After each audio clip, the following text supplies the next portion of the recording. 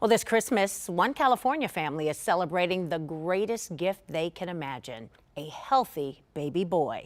But as Chris Martinez explains, things might have turned out far differently had it not been for the selfless act of a stranger from Northwest Ohio. Look at him, so cute.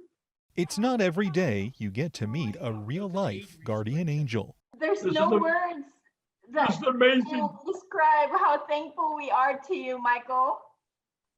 You saved our son's life. It's my honor. This is the first time Chad and Eileen Cooper are coming face-to-face with Michael Speck, who donated part of his liver so 10-month-old Jacob could live. Your son's born with a issue, and then somebody from across the country you've never met shows up to save his life. Jacob was born with biliary atresia, a rare disease of the liver and bile ducts that can be deadly. He was getting progressively sicker. He was hospitalized with infection prior to transplant. He was critically ill. Dr. Yuri Jenik at Children's Hospital Los Angeles says Jacob needed a liver transplant to survive.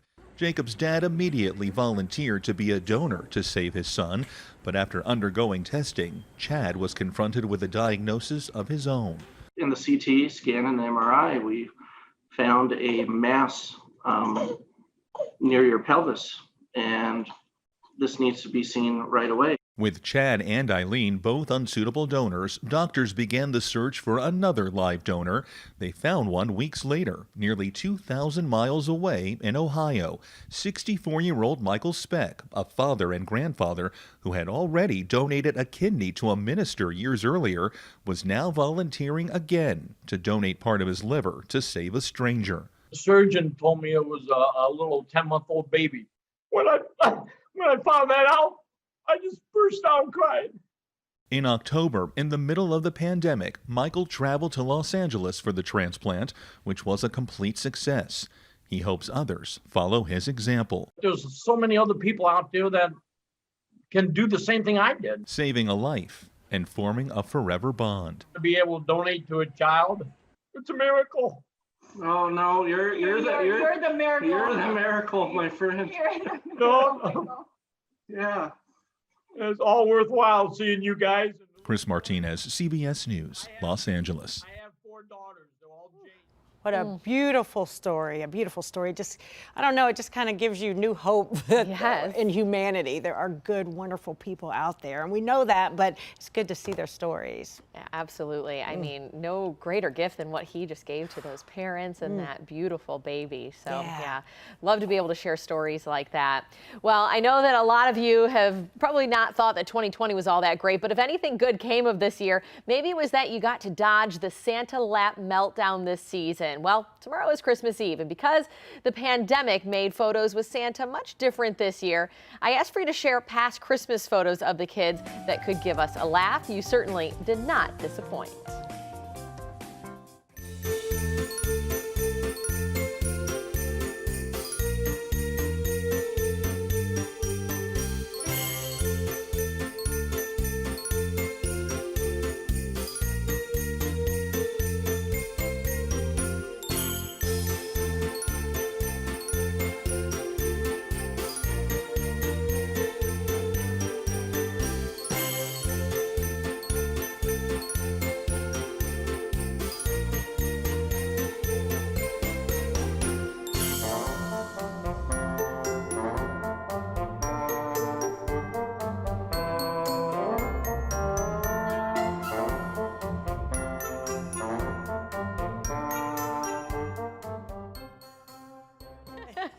Unimpressed. Oh, that was absolutely hysterical. I mean, you have to love those photos, Yolanda. I mean, I know a lot of moms and dads want their kids to smile for the picture, but those ones are classic. Those are the classics, and everybody has one, you know what I mean? If your parents saved them, and usually somebody's crying, it's you, your sibling, or somebody is crying in the picture. Yeah. I'm surprised it's not Santa more often. Right? Yeah. I think we dodged the bullet in our household this year because obviously you have to be, socially distant. And we actually ran into Santa Claus in Uptown Westerville a couple weeks ago, and you can see my baby Carter not too sure about Santa. He's like, I don't know about you. You got to figure that guy out first. Yeah. So maybe next year he'll be a little more excited to see him in person.